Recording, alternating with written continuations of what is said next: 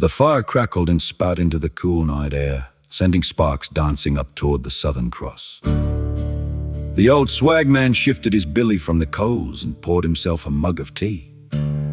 "Now then," he said, staring into the flames, "you've all heard of Ned Kelly, haven't you? But there's another bushranger whose name still drifts through these old gums when the wind gets restless. A fella they called Mad Dog Morgan." The children leaned closer. Even the adults stopped talking. "Mind you," the old man continued, "this ain't one of those stories where the hero rides off into the sunset. This one's darker than a moonless night in the scrub." He pointed into the darkness beyond the firelight. Back in the 1860s, when much of Australia was still wild country, there was a bloke who wandered these lands. Some reckoned his name was Daniel Morgan, others swore he was born John Fuller. Truth is, nobody ever seemed to know for certain. But everyone knew who Mad Dog Morgan was, and everyone feared him. The wind rustled through the gum leaves overhead. They say Morgan wasn't always an outlaw. Once he was just another bushworker trying to make a living. But somewhere along the track, something inside him broke. Maybe it was prison, maybe it was bad luck, maybe it was anger that festered too long. Whatever it was, he came out of it a different man. The old swagman took a sip of tea. Then the robberies began. Travelers would be riding lonely tracks through the bush when suddenly a rifle barrel would appear from behind the trees. "Hold it right there." That was usually Morgan. Tall as a fence post and rough as a goner's hide, he'd take horses, money, food, anything he fancied. And unlike some bushrangers, Morgan wasn't known for kindness. The fire popped loudly. Before long, station owners, police, and ordinary folk all dreaded hearing his name. Rewards were offered, mounted troopers rode day and night searching for him. Didn't matter. Morgan knew the bush better than most men knew their own backyards. The old man glanced into the darkness as though expecting someone to emerge. Now here's where the stories start getting strange. Some folks reckoned Morgan could vanish into thin air.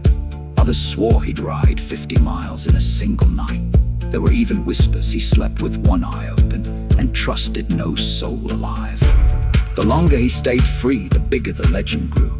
A young boy shivered and pulled his blanket tighter. But legends don't last forever.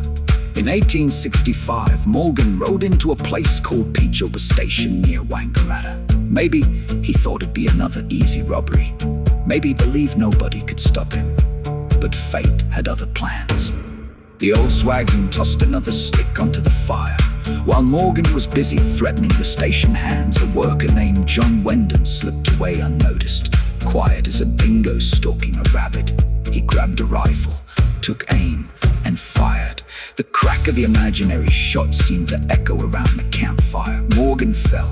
The man who'd terrorized half the colonies was finally beaten. Not by an army, not by a famous lawman, just an ordinary station hand who'd had enough.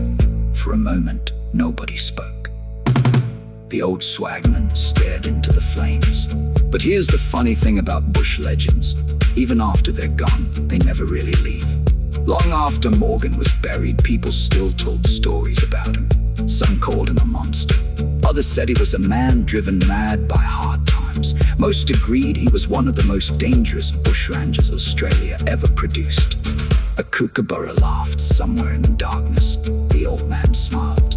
Maybe that's why we're still talking about him tonight. Not because he was a hero, not because he was a villain, but because the Australian bush has always had room for strange characters, and few were stranger than Mad Dog Morgan. He drained the last of his tea and set the mug beside him. "Now then," he said, poking the fire with a stick.